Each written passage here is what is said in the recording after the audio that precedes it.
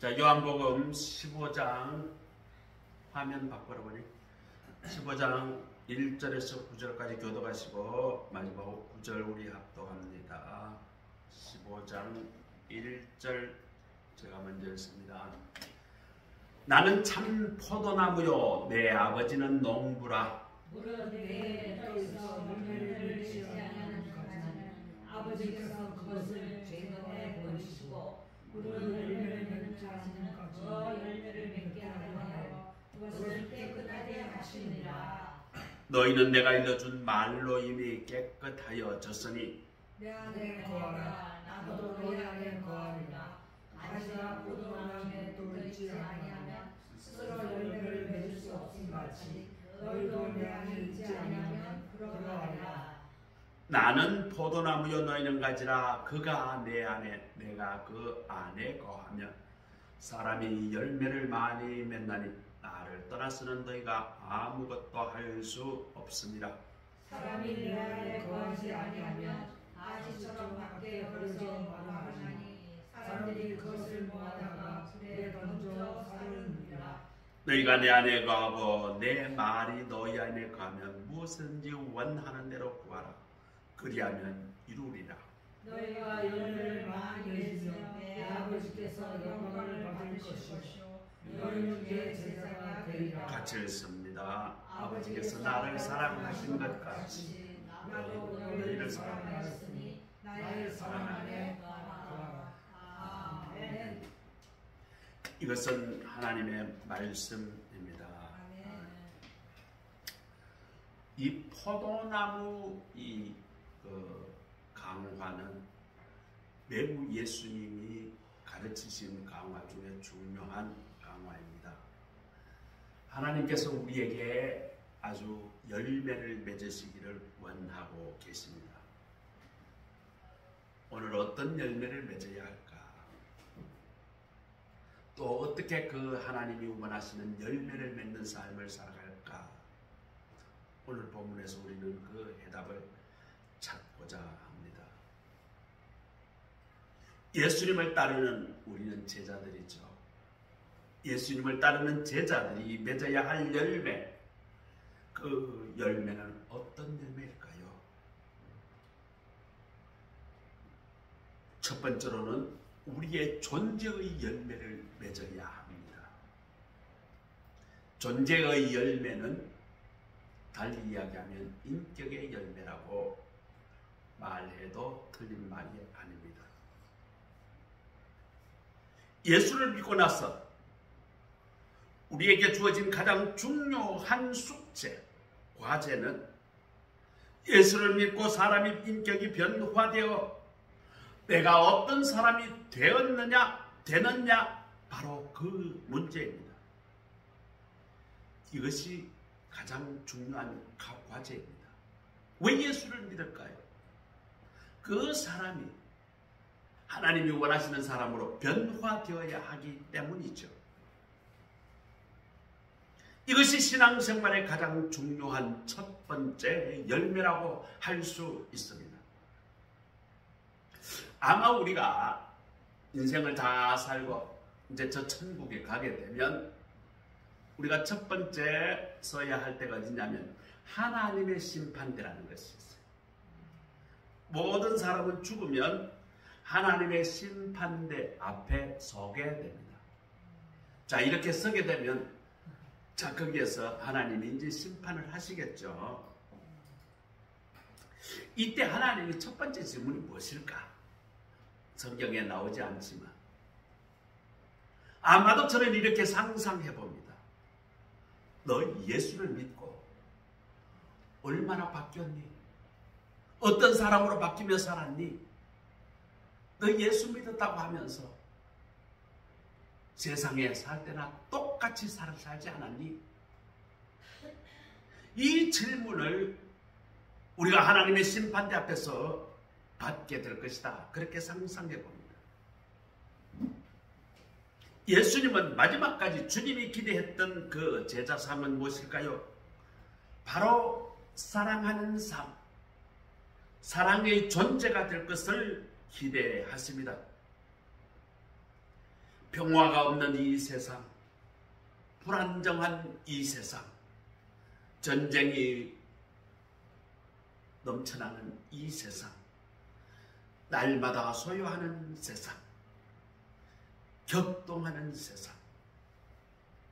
중국에 어제 방송에 보니까 중학교 1학년 학생 친구가 자기 그 동기생을 아주 엽기적으로 그렇게 폭력을 가해가 죽이고 그것을 땅에다가 유기시킨 묻어버린 그런 사건이 있었어요.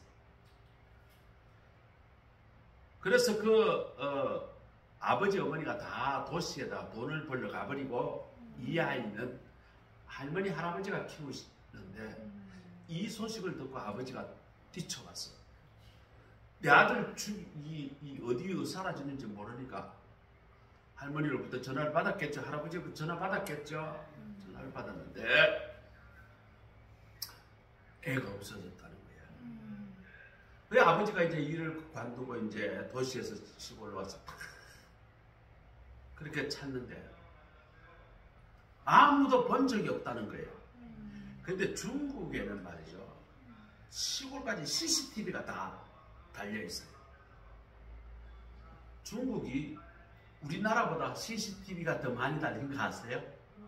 중국은 온 동네 전체가 CCTV로 다 감시를 합니다. 그런데 마지막에 반 친구가 자전거를 타고 가는 모습이 CCTV였죠. 그래서 걔를 너 걔 어떻게 했니? 뭐라? 지금 바깥 문 닫혔어요. 저기 앰프 때문에 지금 그러니까 괜찮아. 조금 지나가면 괜찮을 거예요.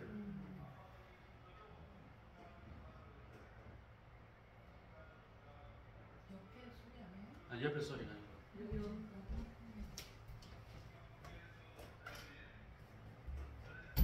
네, 어디 공장에서 잘 만들었대요. 그래서 살았고 미안합니다. 그래서 그 아이를 추궁하니까 자기 친구 셋이서 모여서 걔를 죽였다. 그래서 셋이가 잡혔어요. 얘가 부모가 없이 자라니까 왕따가 된 거예요. 애들이 집단 괴롭힘을 당한 거예요. 그래서 죽여가지고 거기에 중국에 보니까 지금 시골에도 중국에 일손이 부족해가지고 시골 땅에 비닐하우스가 많이 있는데 버려진 비닐하우스가 대단히 많아요. 이 아이들이 그 버려진 비닐하우스 거기 들어가서 이 땅을 파고 얘를 얻었는데 이미 이틀 전에 얘를 묻을 땅을 파두고 얘를 죽이고 가서 매우 계획적이다. 그런데 중국에서 이게 이슈가 됐던 것이 이것이 이 사건만 있었던 게 아니었던 거예요. 이게 방송에 나가자 우리 현에도 그렇다 저쪽 현에도 그렇다 전국에서 막 난리가 난 거예요.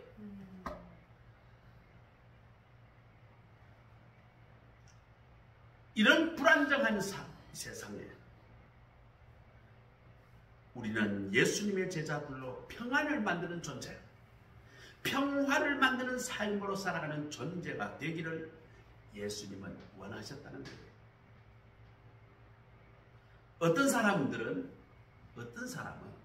그 사람이 가는 곳곳마다 문제를 일으킵니다. 그 사람이 끼기만 끼면 꼭 시비를 걸어요. 그래서 분위기를 다 흐려놓습니다. 어떤 사람은 그 사람 가기만 가면 완전히 싸움판이 돼요. 그 사람 다 싫어하는 사람이 있습니다. 분쟁의 근원이 됩니다. 불화의 근원이 되죠. 예수님은 우리가 불화의 존재가 되는 것이 아니라 평화의 존재, 평화를 만드는 사람, 평화의 인격자가 되기를 요청하십니다. 또 하나 중요한 단어가 있습니다. 오늘 읽은 본문 다음 절 11절에 우리 같이 한번 읽어볼까요? 11절입니다. 15장 11절 같이 시작. 내가 이것을 너희에게 내 기쁨이 안에 있어 너희 기쁨을 충만하게 하리라. 예수님은 우리에게 어떤 존재가 되기를 원하신다고요? 기쁨의 존재. 예수님이 기뻐서 너희들이 기쁜 게 아니라 예수님이 주시는 기쁨을 우리가 가득 채워주는, 우리가 예수님으로 인하여 기쁨의 존재가 될 것을 예수님은 말씀하고 계시는 것입니다. 자, 16장 그 다음 장이죠. 16장 24절 한번 찾아볼게요.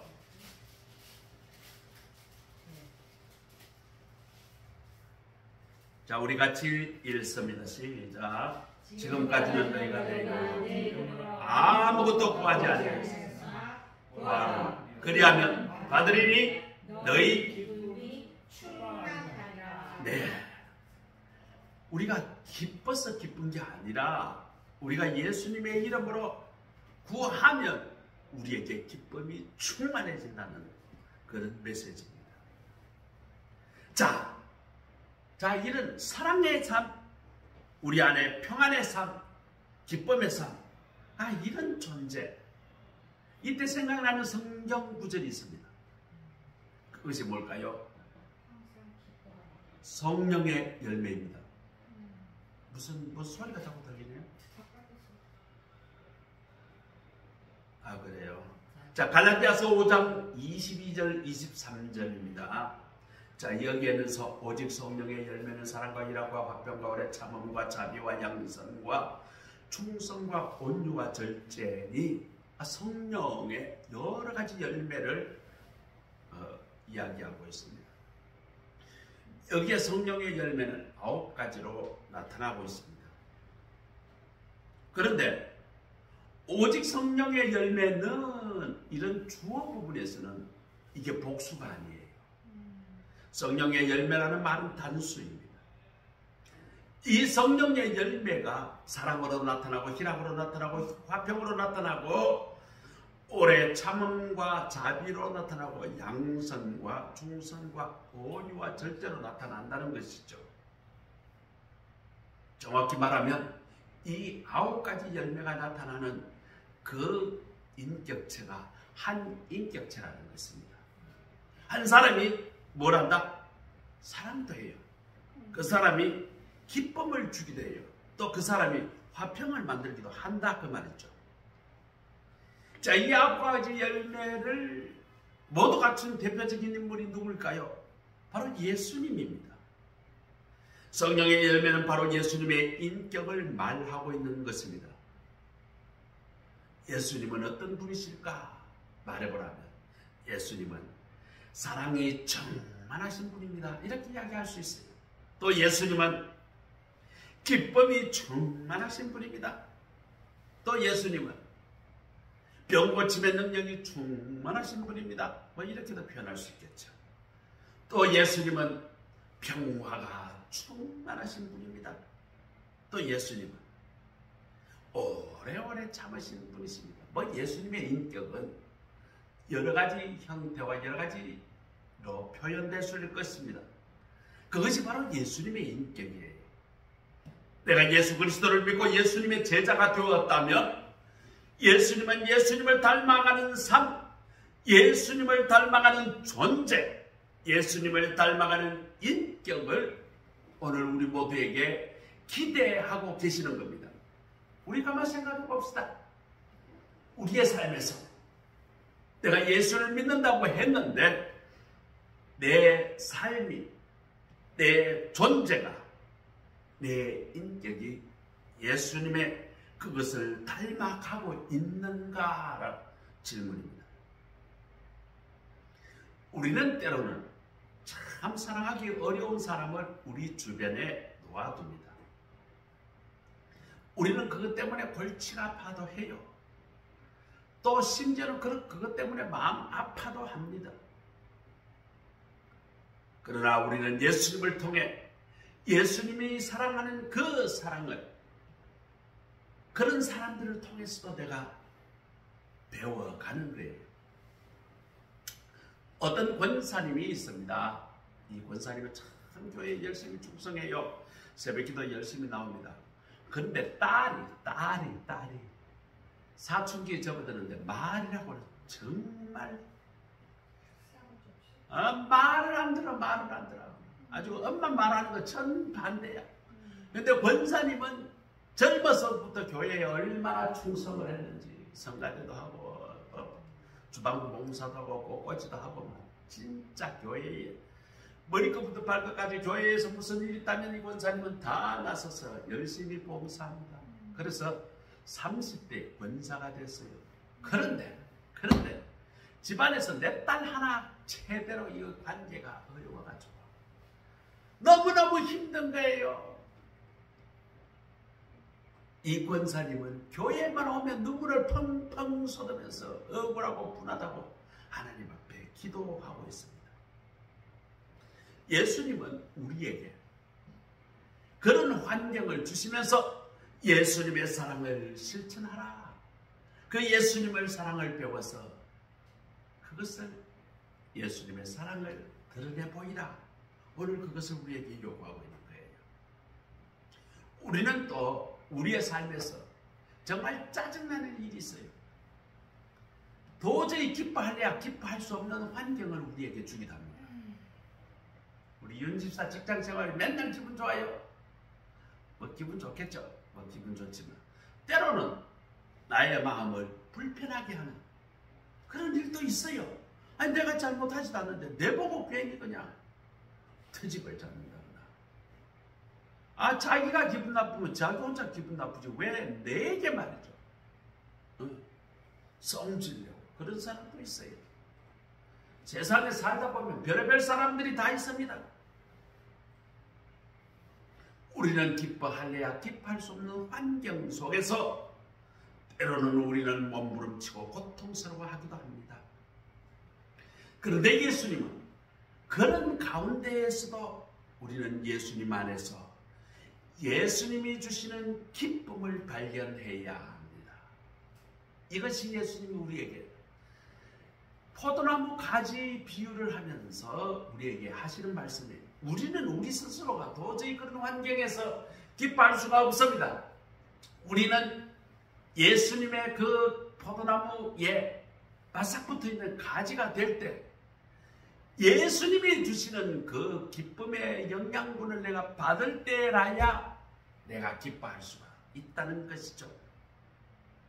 때로는 내가 평화를 누릴 수 없는 어려운 환경 속에 나를 하나님께서 집어넣으시고 그 요동치는 삶의 환경 속에서도 예수님 안에서 마침내 견고한 그런 평안의 사람이 되도록 주님께서 나를 훈련해 주실 줄 믿습니다. 내가 그런 환경 가운데 나는 어떻게 무엇을 생각해야 된다? 나는 포도나무 가지고 예수님은 뭐다? 이게 둥지야, 둥지. 큰 원 가지죠. 우리는 거기서 갖다 나온 곁가지고.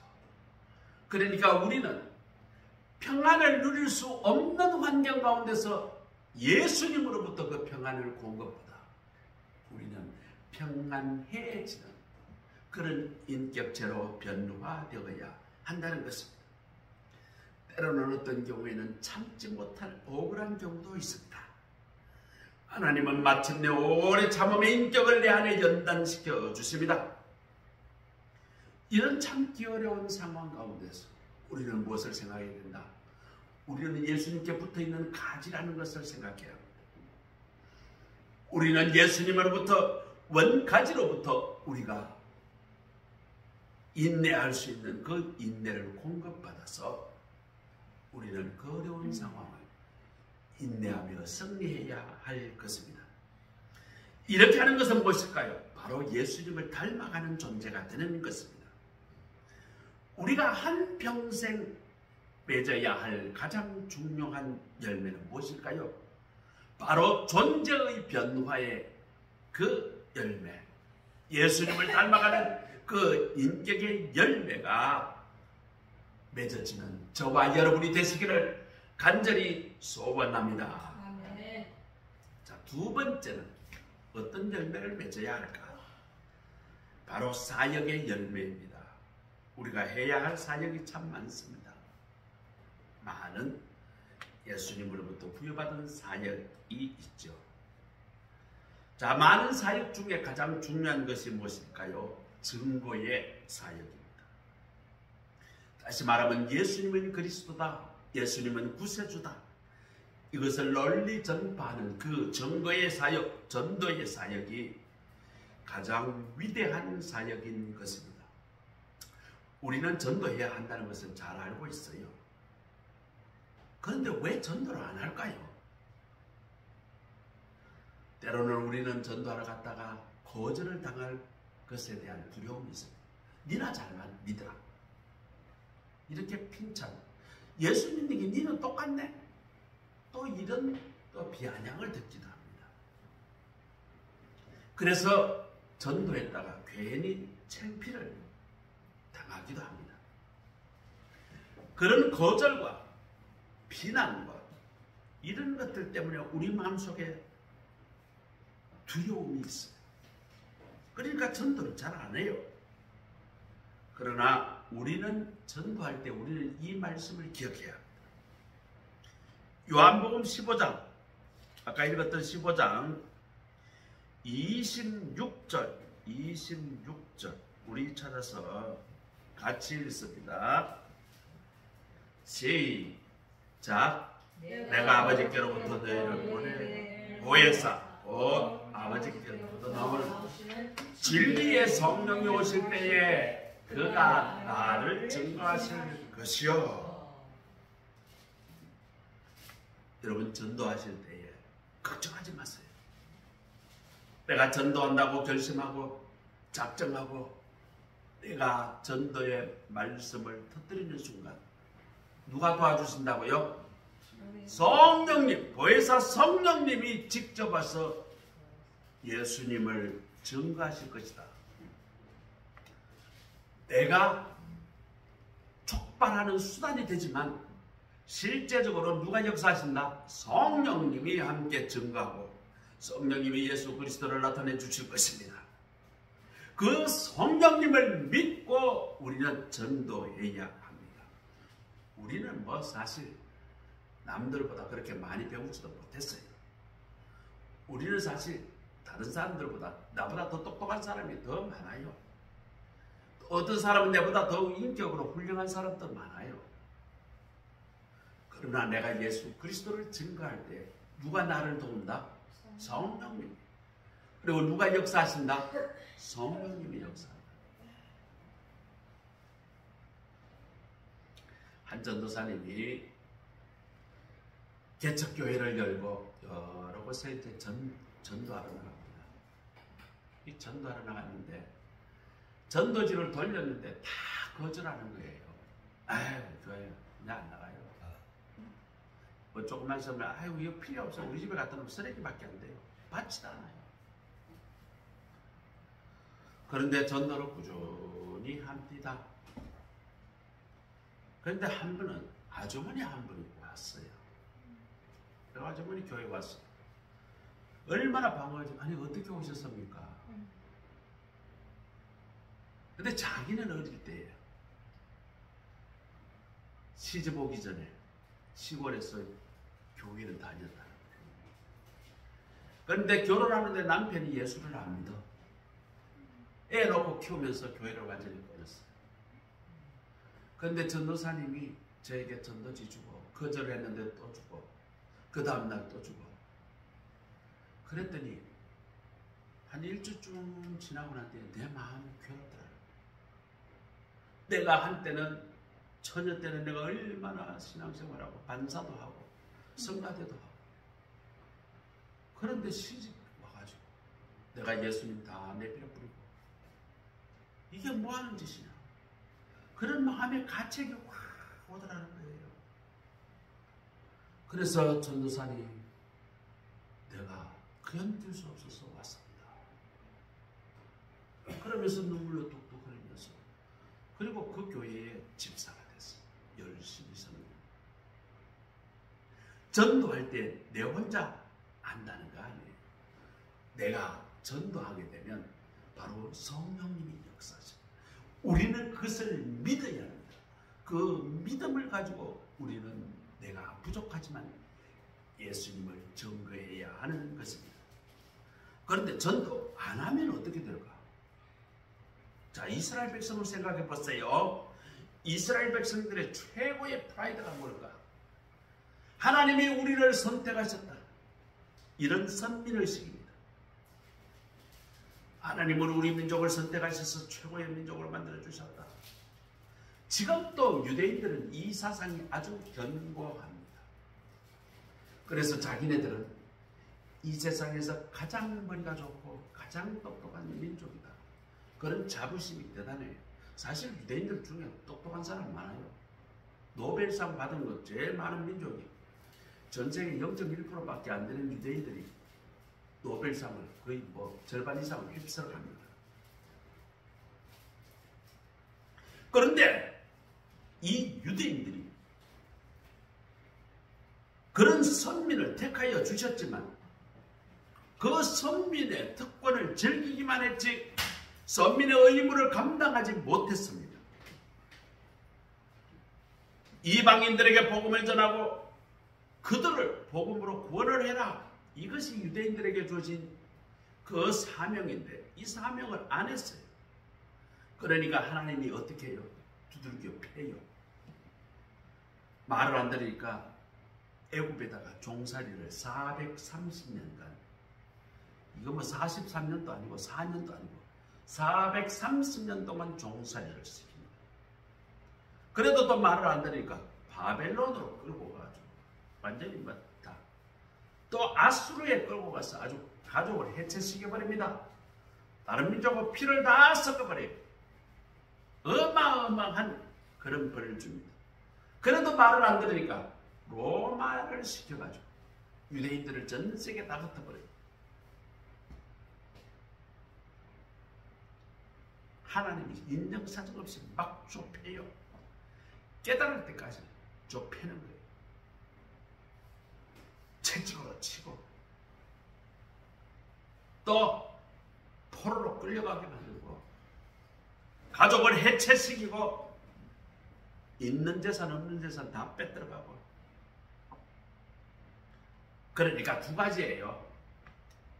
실컷 하나님의 두드러 맞고 순종할 것이냐, 아니면 내가 알아서 스스로 하나님께 순종할 것이냐. 우리는 이 두 가지 길밖에 없습니다. 우리는 어느 것을 선택해야 할까요? 우리는 하나님의 징계가 내리기 전에 우리가 맡겨진 그 사명을 감당해야 할 것입니다. 자, 요한복음 15장 전체 내용을 한마디로 요약하면 주님과 바른 관계가 있어야 주님으로부터 모든 것을 공급받아서 주님이 원하시는 열매를 맺을 수 있는 자가 된다는 그런 주제입니다. 그리스도인의 정의가 뭘까요? 교회에 나오는 사람일까요? 주일날 나와서 예배의 자리를 채우는 것일까요? 그리스도인의 정확한 정의는 무엇인가? 아침에 눈 뜨기 시작해서 밤에 잠잘 때까지 그리스도에게 붙어있는 사람, 예수를 구세주와 주님으로 영접하고 때의 삶 속에 그의 주권을 인정하고 그에게 소속되어 정말 인생을 살아가고 있는 사람, 그리고 내가 포도나무 가지가 되어서 포도나무 원줄기로부터 모든 영양소를 공급받아서 포도나무의 열매를 맺어가는 사람,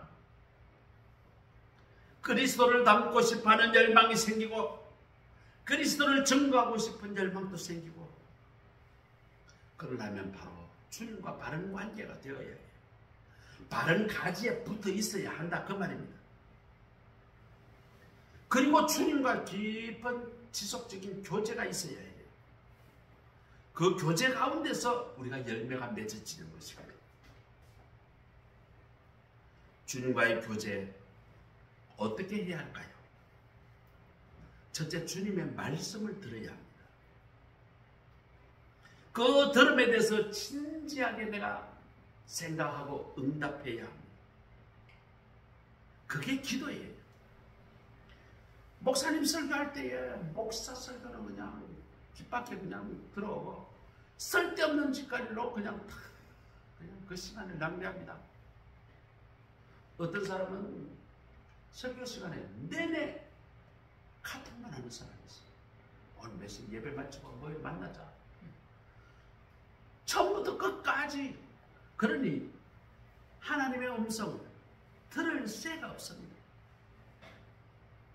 자, 내가 들었으면 어떻게 해야 될까요? 거기에 대해서 내가 하나님 앞에 진지한 응답을 해야 합니다.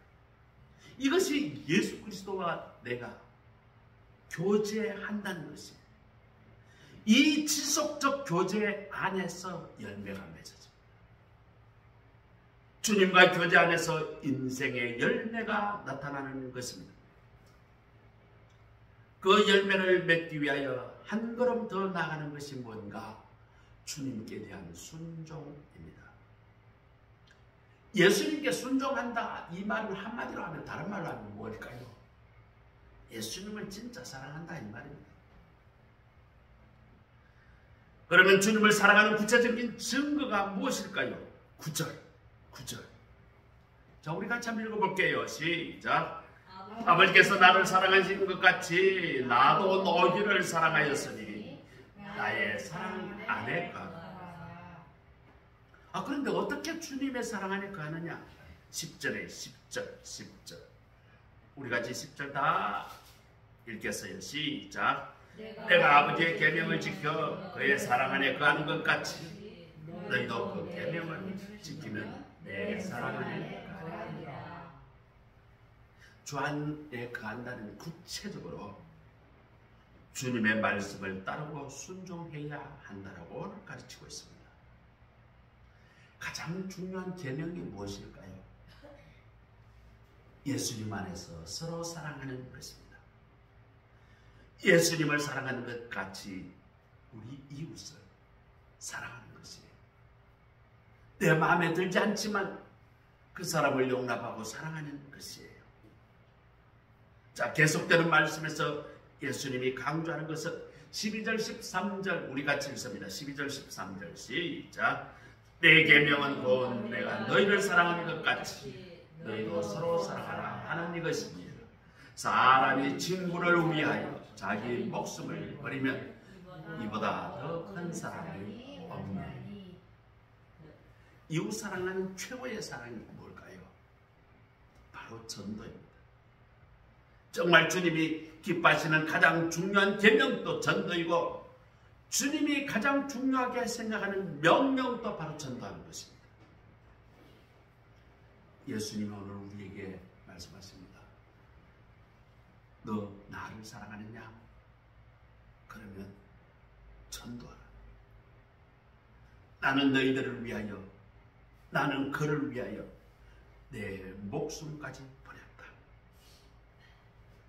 여러분, 우리 주위에 죽어서 저 벌벌 끓는 지옥을 향해 어떤 술 취한 사람, 죽으면 어떻게 될지도 모르고 지금 그런 삶을 살아가고 있다고 생각합시다.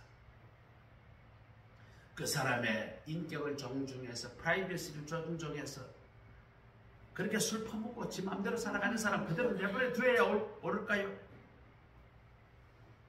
인생을 정말 낭비하며 살아가는 사람, 그 사람에게 길을 막고 안 돼요, 돌았어요, 그래야 당신은 살아요, 예수를 믿었어요, 그리고 나쁜 행실을 버리고 바른 사람으로 돌아오세요, 이렇게 하는 것이 마땅할까요? 이것이 바로 전도입니다. 한 생명을 건지는 기쁨, 그 생명의 열매를 드리는 기쁨, 이것보다 더 큰 기쁨이 없을 것입니다. 아주 제가 좋아하는 시인이 있습니다. 인도의 시성 타고르라는 사람이 시가 있는데 아주 긴 시예요. 피탄잘리라는 시가 있습니다. 이 시 가운데 이런 대목이 나옵니다. 죽음의 문이 나를 두드릴 때 나는 생명이 가득 찬 그릇을 당신 앞에 갖다 놓겠어요. 우리가 마지막 주님 앞에 설 때 최후의 질문은 있을 것입니다. 우리가 하나님의 심판대 앞에 섰을 때 하나님은 우리에게 두 가지 질문을 할 것이라고 상상합니다.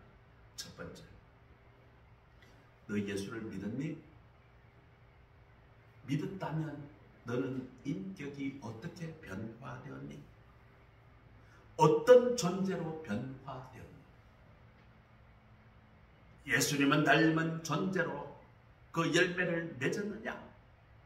첫 번째 질문을 그것을 할 것입니다. 그리고 또 하나 질문. 너 나 믿고 나서 나 때문에 구원받았다고 좋아했다면, 나 믿고 복받았다고 한다면 얼마나 많은 사람에게 그 복음을 전했니? 사역의 열매를 맺었니? 하나님은 우리에게 이 질문을 할 것입니다. 그때 주님, 내가 누구도 전도했고요, 누구도 사랑했고요, 누구도 주님 앞으로 이끌어왔습니다.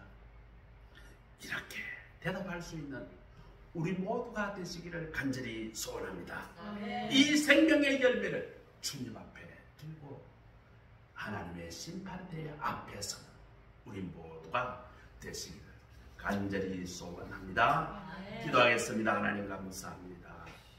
오늘 요한복음 15장